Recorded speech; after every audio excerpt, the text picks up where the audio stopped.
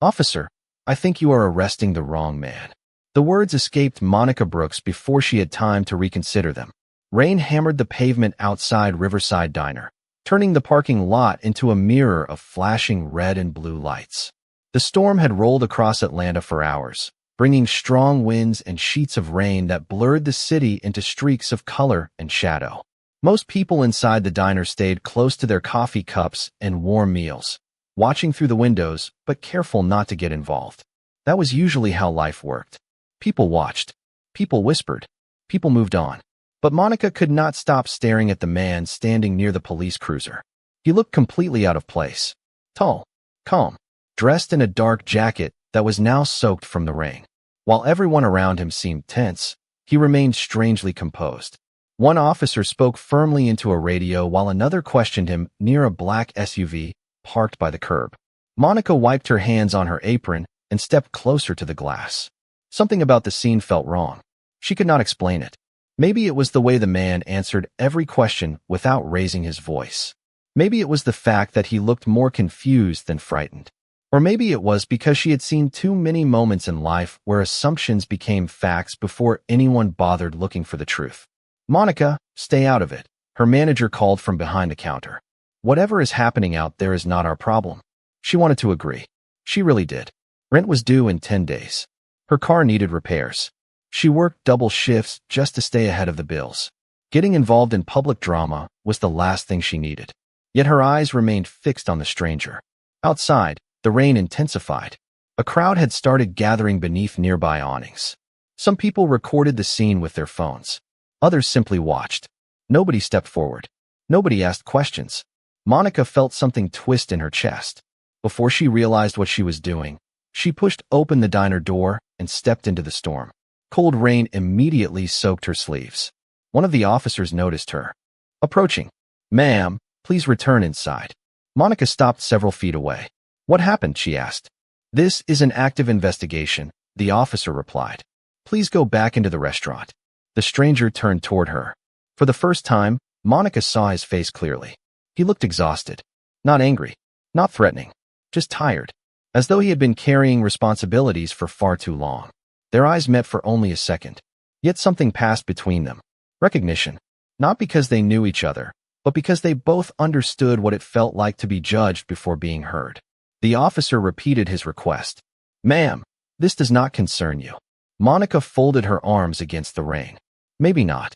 But if there is a misunderstanding, somebody should ask questions. Several people in the crowd exchanged surprised looks. Her manager appeared in the diner doorway, shaking his head in frustration. The stranger lowered his gaze briefly before looking back at Monica. Then he spoke for the first time. His voice was calm, almost quiet beneath the storm. "Please," he said, "do not let them take me before I make one phone call." Monica frowned. One phone call. The request sounded oddly specific. Not dramatic. Not desperate. Just important. The officers immediately refused. But something about the way he said it made her pause. It sounded less like an excuse and more like a deadline. Thunder rolled across the sky. Rainwater streamed down the windshield of the police cruiser. Around them, the city seemed to hold its breath. Monica did not know who this man was. She did not know where he came from. She did not know why he seemed so certain that one phone call mattered. What she did know was that every person standing nearby had already decided what to believe. Everyone except her. And before the storm was over, that decision would change both of their lives forever. The officer glanced toward the crowd gathering beneath the storm-dark sky and let out a slow breath. The situation was already attracting more attention than he wanted. Phones were recording from every angle. Rain bounced off parked cars and streamed down the diner windows. Monica could feel dozens of eyes fixed on her. Most of them were probably wondering why a waitress had decided to involve herself in something that clearly did not concern her. The truth was, she was wondering the same thing. Yet every instinct told her to stay. "Ma'am," the officer said again, "please return to the diner." Monica looked at the stranger. His expression remained calm, but there was tension behind his eyes now. Not panic. Urgency. The kind that appeared when someone knew time mattered. "Why is the phone call important?" she asked. The stranger hesitated. For a moment it seemed as though he was deciding how much he could say. "Because one conversation could clear up this entire situation," he replied. The officer immediately shook his head. That is not how this works. Thunder rumbled somewhere beyond the city skyline. The crowd shifted closer beneath awnings and umbrellas. Monica noticed several customers from Riverside Diner standing near the entrance. Even her manager had stopped trying to pull her back inside. Everyone sensed that something unusual was happening. The stranger looked toward the diner parking lot. His gaze settled briefly on a security camera mounted beneath the roofline. Then he looked back at Monica. A faint spark of hope crossed his face. "How long have those cameras been recording?" he asked. Monica followed his eyes. "The security cameras?" "Yes. All night, I think." The stranger nodded slowly.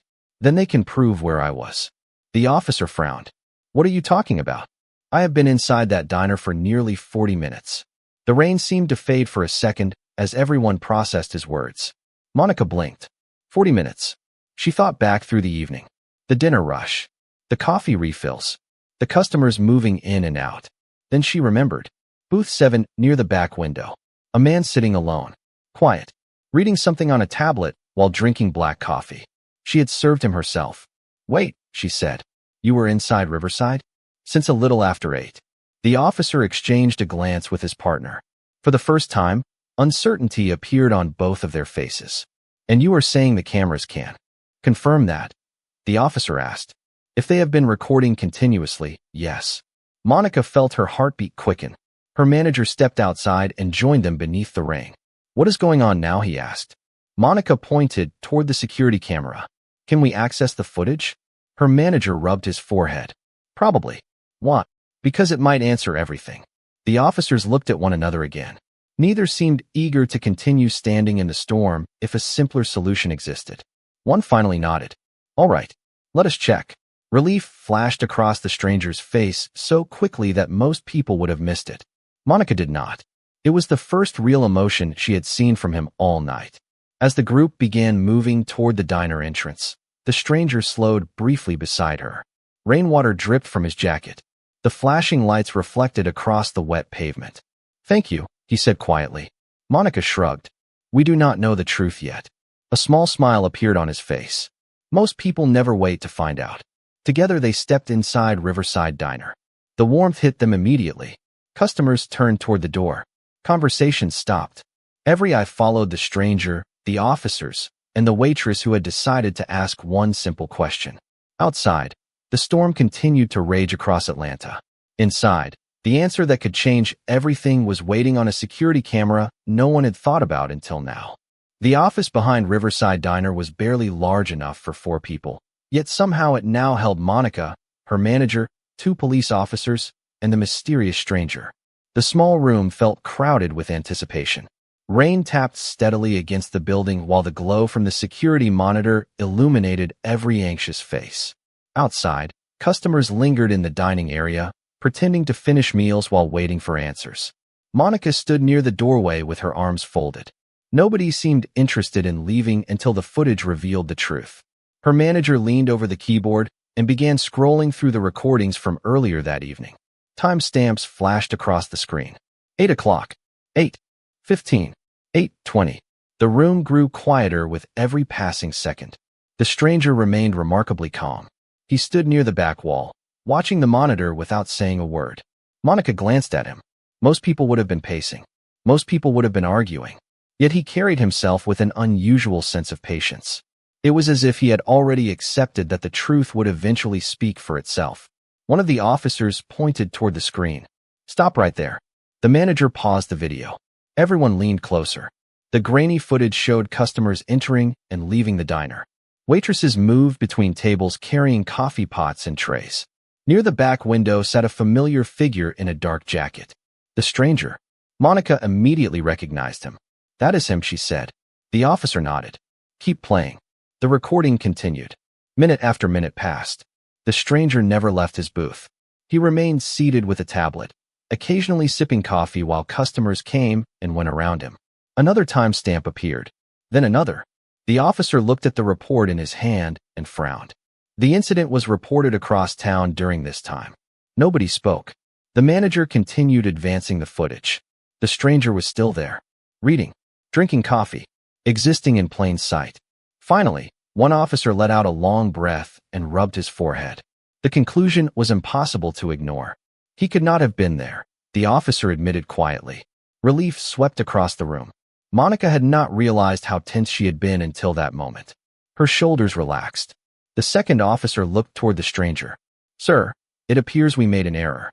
The stranger nodded politely. "Thank you for checking." There was no anger in his voice.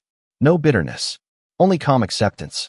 The officers exchanged embarrassed glances. They were clearly expecting a stronger reaction. Instead, they received grace. A few minutes later they left the office and informed the waiting crowd that the misunderstanding had been resolved. Almost immediately, the atmosphere inside Riverside Diner changed. Conversations resumed. Customers returned to their meals. Some people seemed disappointed the drama was over. Others looked relieved. Monica stepped back into the dining area and watched the police cruisers pull away through the rain. The flashing lights disappeared into the darkness. The storm still lingered over Atlanta, but the tension had finally broken. When she turned around, the stranger was standing beside the counter. "Looks like you were right," she said. A faint smile crossed his face. Actually, the camera was right. Monica laughed despite herself. Fair enough. For the first time that evening, the stranger seemed genuinely relaxed. He glanced around the diner as though appreciating it in a way few customers ever did. The old booths, the warm lights, the smell of fresh coffee, the familiar rhythm of ordinary people living ordinary lives. "Can I buy another cup?" he asked. Monica raised an eyebrow. After all that? Especially after all that. She poured fresh coffee into a mug and placed it in front of him. The stranger wrapped his hands around the cup, letting the warmth settle in. For a few moments, neither of them spoke. Then he looked up. "You know," he said quietly, "most people would have stayed inside." Monica thought about the rain, the crowd, and the risk of getting involved. Then she shrugged. "Maybe, but sometimes somebody has to ask questions." The stranger stared at her for a second before smiling again. This time the smile carried something deeper. Respect. And although Monica did not know it yet, the man sitting across from her was already making a decision that would change her life before the next sunrise. The storm began to weaken sometime after 10 o'clock, but rain still traced silver lines down the windows of Riverside Diner. The crowd that had gathered outside slowly disappeared back into the night, leaving behind nothing but wet pavement and scattered reflections from streetlights. Inside, the familiar rhythm of the diner returned. Coffee cups clinked against saucers. A jukebox played softly in the corner. The smell of fresh pie drifted from the kitchen. It felt as though the entire city had exhaled. Monica moved between tables collecting empty plates, but her thoughts kept returning to the stranger sitting alone near the back window. He had every reason to leave after what had happened. Instead, he remained quietly seated at booth 7, drinking coffee as though the evening had been completely ordinary. The more she thought about it, the stranger seemed full of contradictions. He carried himself like someone accustomed to being listened to, yet he never demanded attention. He spoke carefully, but never defensively. Even when the misunderstanding had been resolved, he had shown no interest in proving anyone wrong. That alone made him unusual. Most people spent their lives trying to win arguments. This man seemed content to let the truth speak for itself. As the dinner rush faded, Monica finally found a moment to stop beside his table. "You must really like our coffee," she said. The stranger looked up from the tablet resting beside his cup and smiled. It helped improve a difficult evening. "That bad?" she asked. He considered the question for a moment. "Let us just say it has been a complicated week." Monica laughed softly. "You and everybody else." For the first time, the stranger seemed genuinely amused. "Fair point." A comfortable silence settled between them. Rain tapped gently against the glass behind him. Cars passed outside in streaks of reflected light.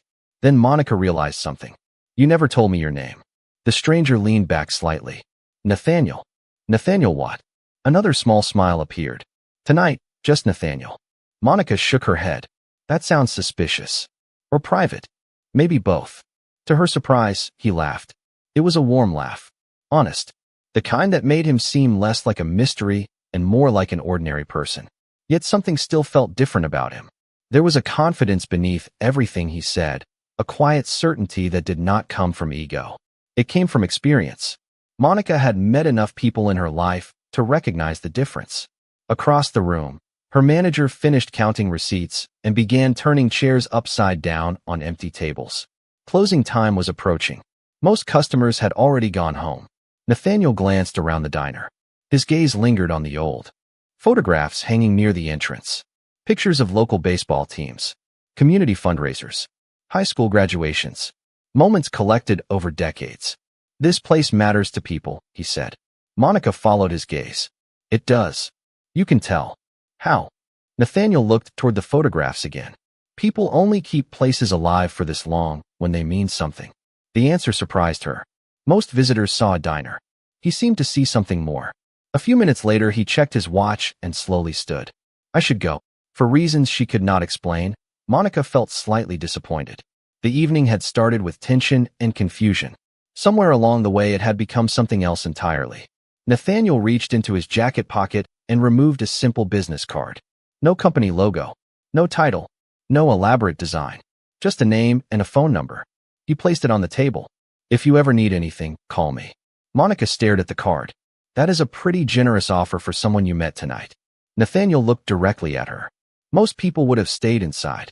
The same words returned again, but this time they carried more meaning. You did not. Before Monica could respond, he picked up his jacket and headed toward the door. The bell above the entrance chimed softly as he stepped into the rainy Atlanta night. She watched him disappear beyond the diner windows until the darkness swallowed him completely. Then she looked down at the card still resting in her hand. Something told her this was not the end of the story. It was only the beginning. Monica barely slept that night. Long after Riverside Diner closed and the rain finally moved east across Georgia, her mind kept returning to the strange events she had witnessed. Every time she closed her eyes, she saw the flashing lights reflected on wet pavement, heard Nathaniel asking for one phone call, and remembered the business card now resting on her kitchen table. By sunrise, she convinced herself she was overthinking everything.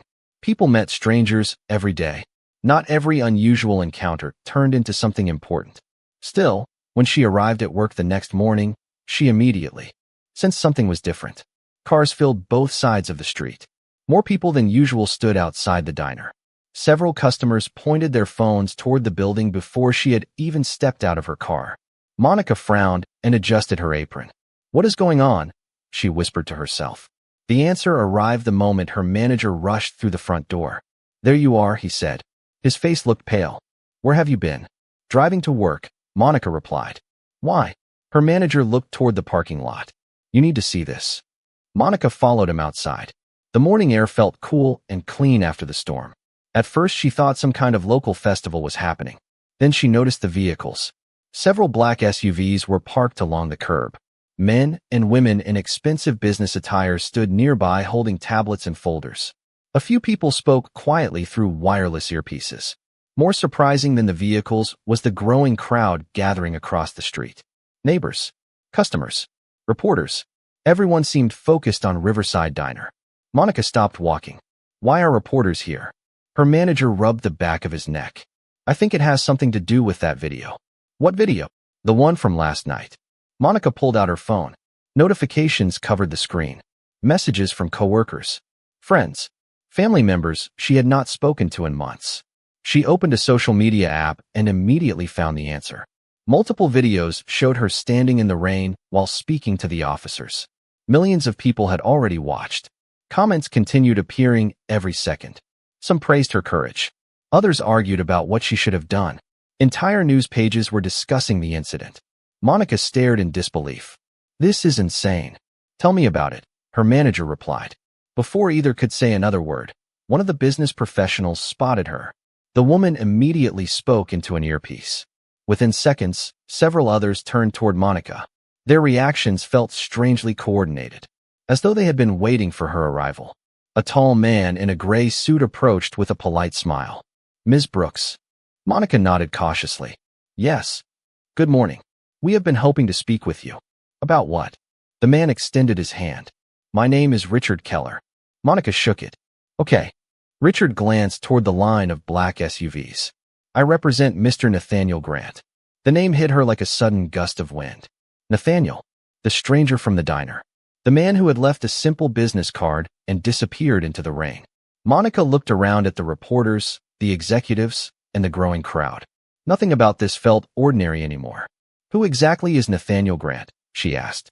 For the first time, Richard seemed surprised by the question. Then he smiled. "I suppose you truly do not know." He reached into his briefcase and removed a business magazine. The cover displayed a familiar face. The same calm eyes. The same composed expression. The same man who had quietly sat in booth 7 drinking black coffee.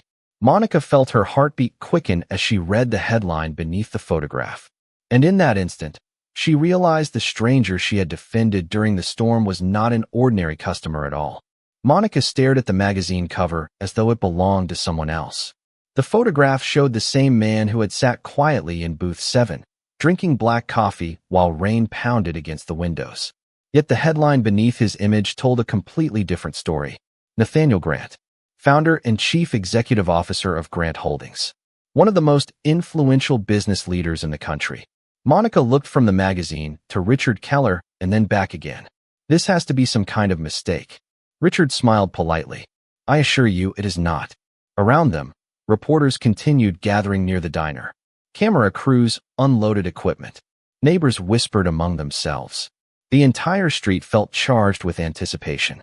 Monica remembered Nathaniel's calm demeanor, his simple clothing, and the way he had spoken to everyone with quiet respect. Nothing about him had suggested celebrity, wealth, or power. If anything, he had seemed determined to avoid attention. "Why would someone like that be sitting alone in a diner?" she asked. Richard's expression softened. "Because sometimes he prefers being treated like a normal person." Before Monica could respond, movement near the line of black SUVs caught everyone's attention. Several security personnel straightened immediately. Conversation stopped. Reporters turned toward the street. The crowd seemed to lean forward all at once. A dark SUV rolled slowly toward the curb and came to a stop in front of Riverside Diner. The rear door opened. Nathaniel stepped out. Unlike the executives surrounding him, he wore no expensive overcoat or flashy accessories. A navy jacket, white shirt, dark slacks, the same understated appearance he had worn the night before. Yet the reaction around him revealed a truth Monica had not understood. Influence did not always announce itself loudly. Sometimes it arrived quietly and still changed the atmosphere of an entire city block. Reporters immediately began calling his name. Cameras flashed. Questions filled the air. Nathaniel acknowledged them with a polite nod before his eyes settled on Monica. For a brief moment, the noise around them seemed to disappear. The same faint smile she remembered from the diner returned. Then he walked directly toward her. "Good morning, Monica." The greeting was so ordinary that it almost made her laugh. "You could have mentioned who you were." Nathaniel chuckled softly. "You never asked." She wanted to argue with that, but technically he was right. Richard stepped aside as Nathaniel approached. "I hope the attention has not caused too much trouble," he said. Monica glanced at the reporters across the street. "You mean all this?" Nathaniel followed her gaze. "That was not exactly my intention." "Then why are they here?"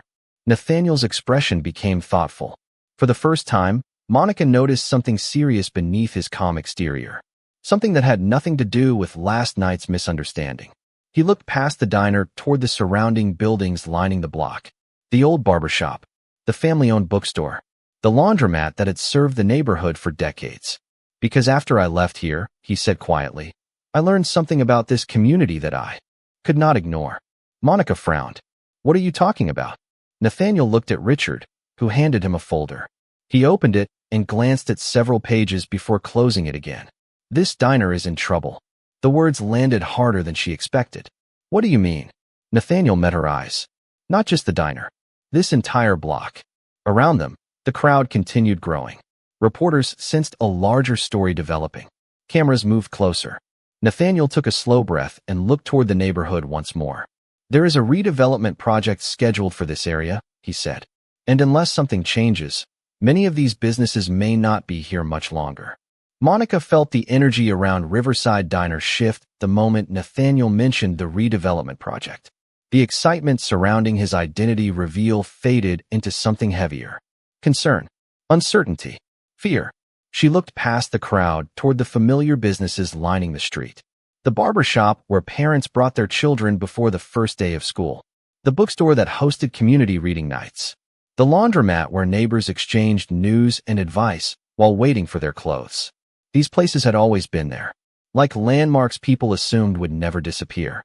Nobody told us anything, Monica said quietly. Nathaniel nodded. Unfortunately, that is often how these projects begin. Richard opened the folder and handed several documents to Monica's manager. The older man scanned the pages and immediately lost color in his face. This cannot be right, he whispered. The property owner signed weeks ago. Nathaniel's expression remained calm. The paperwork is real. Several reporters moved closer. Cameras focused on the documents. The story had suddenly become much larger than a viral video. One reporter raised her voice. Mr. Grant, are you saying this entire neighborhood is scheduled for redevelopment? Nathaniel turned toward her. According to the current proposal, yes. A wave of murmurs spread through the crowd. Business owners who had gathered near the sidewalk exchanged worried looks. Some already seemed aware of the rumors. Others appeared, genuinely shocked. Monica watched a woman from the bookstore place a hand over her mouth. A man from the barber shop stared at the ground. The fear felt immediate because it was personal. This was not about buildings. It was about livelihoods, memories, stability. How much time do they have? Another reporter asked. Richard answered this time. The preliminary timeline suggests demolition and construction activities could begin within several months. The words landed like stones. Monica looked toward her manager. He avoided her eyes. That alone told her everything. He had known something was wrong. Maybe not all the details, but enough to worry. Were you ever going to tell us? She asked. He sighed heavily. I was trying to figure things out first. The answer sounded honest. It also sounded hopeless. Nathaniel stepped forward slightly.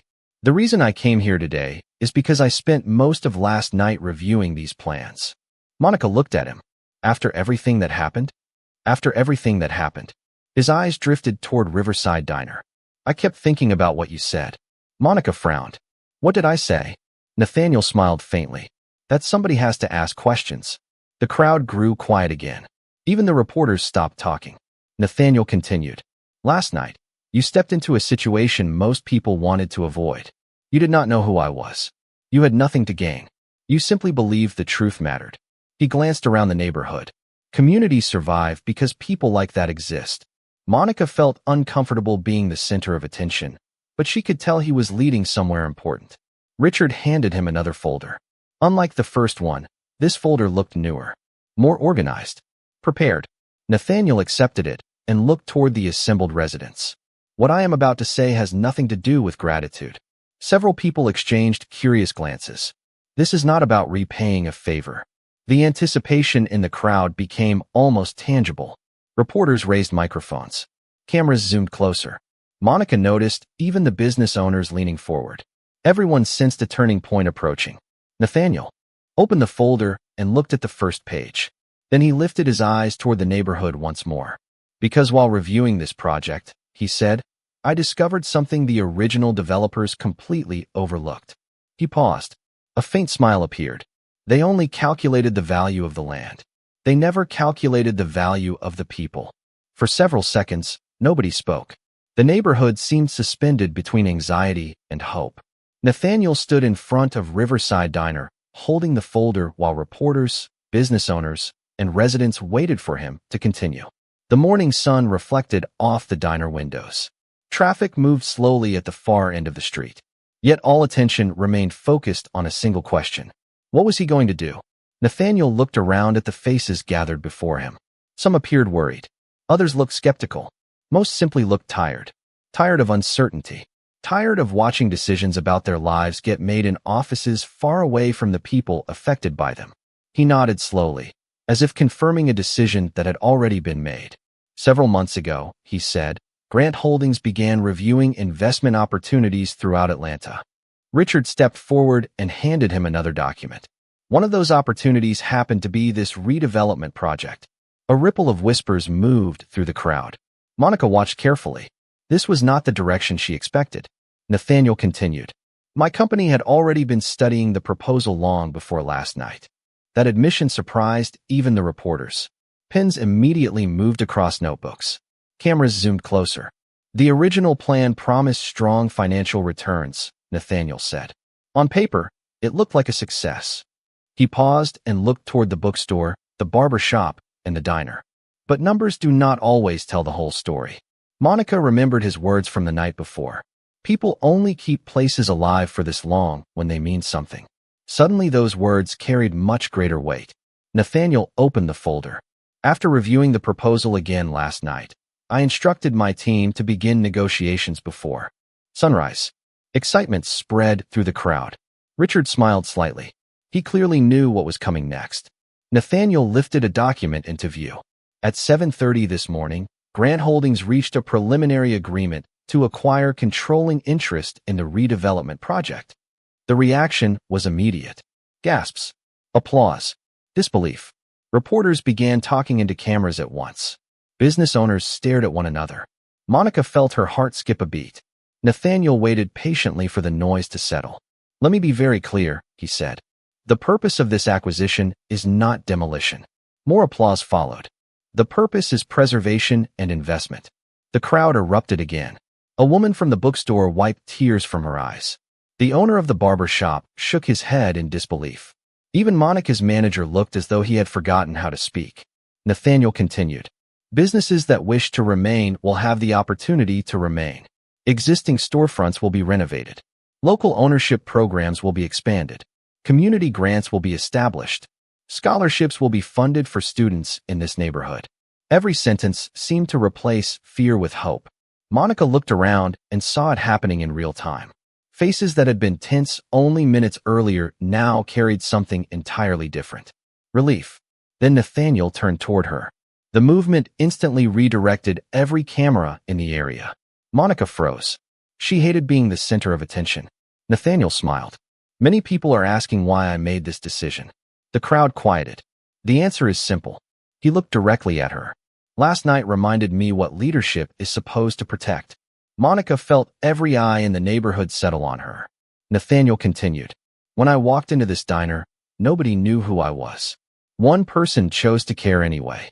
The silence that followed felt powerful. Not dramatic. Honest. That reminded me that communities are built by people who do the right thing before they know whether it benefits them. The crowd broke into applause once more. Louder than before. Longer than before. And standing there in front of Riverside Diner, Monica finally understood that the stranger she had defended during a storm had not returned because he owed her a favor. He had returned because one simple act of kindness had changed the way he looked at an entire neighborhood. The applause continued long after Nathaniel finished speaking. It rolled across the street like a wave, moving from business owners to customers, from residents to reporters, until nearly everyone standing outside Riverside Diner had joined in. For the first time that morning, the neighborhood felt lighter. The fear that had settled over the community only minutes earlier was being replaced by something far more powerful. Hope. Monica stood quietly near the entrance, still trying to absorb everything that had happened. Less than 24 hours earlier, she had been serving coffee during a storm. Now she was standing beside one of the most influential business leaders in America, while an entire neighborhood celebrated a future it thought had been lost. Life had a strange way of changing direction when people least expected it. Nathaniel spent the next hour speaking with local business owners, community leaders, and residents. Unlike many executives Monica had seen on television, he listened far more than he talked. He asked questions. He took notes. He shook hands. He learned names. The bookstore owner explained how reading programs helped local children. The barber spoke about mentoring teenagers after school. Families shared stories about growing up around Riverside Diner. Nathaniel listened to all of it. Because for him, the neighborhood was no longer a collection of buildings. It was a collection of people. By early afternoon, the reporters began packing away equipment. The crowd slowly dispersed.